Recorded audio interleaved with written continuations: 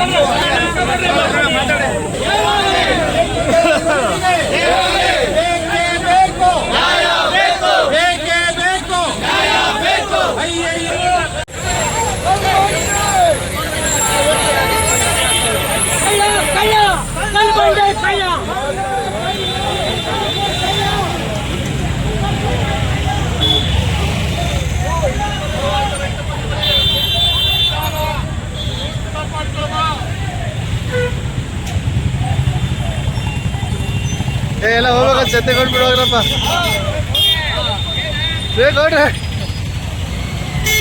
ರಾಜ್ಯಾದ್ಯಂತ ದೇಶಾದ್ಯಂತ ಮಾತಾಡ್ತಾ ಇದ್ದಾರೆ. ನಮ್ಮ ರಾಷ್ಟ್ರೀಯ ಅಧ್ಯಕ್ಷರಾದ JP ನಡ್ಡಾ ಅವರು ಕೂಡ ನಿನ್ನೆ ಸಂಸತ್ತಲ್ಲಿ ಈ ವಿಷಯವನ್ನು ಪ್ರಸ್ತಾಪ ಮಾಡಿದ್ದಾರೆ.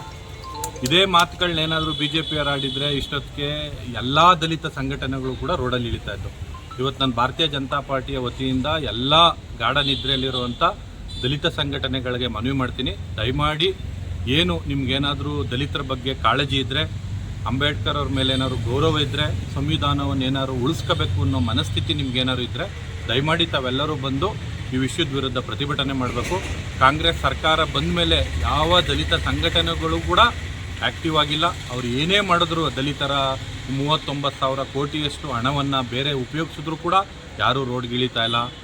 ಯಾವುದೇ ಒಂದು ದಲಿತರಿಗೆ ಮೋಸ ಆದರೂ ಕೂಡ ಯಾವ ಸಂಘಟನೆಗಳು ಕೂಡ ಬಂದು ಪ್ರತಿಭಟನೆ ಮಾಡ್ತಾಯಿಲ್ಲ. ಈ ವಿಷಯವಾಗಿ ನಾನು ಒಬ್ಬ ಭಾರತೀಯ ಜನತಾ ಪಾರ್ಟಿಯ ಕಾರ್ಯಕರ್ತನಾಗಿ ದಲಿತ ಸಂಘಟನೆಗಳ ಮನವಿ ಮಾಡ್ತೀನಿ, ದಯಮಾಡಿ ತಾವೆಲ್ಲರೂ ಬಂದಿದ್ರ ವಿರುದ್ಧ ಪ್ರತಿಭಟನೆ ಮಾಡಬೇಕು.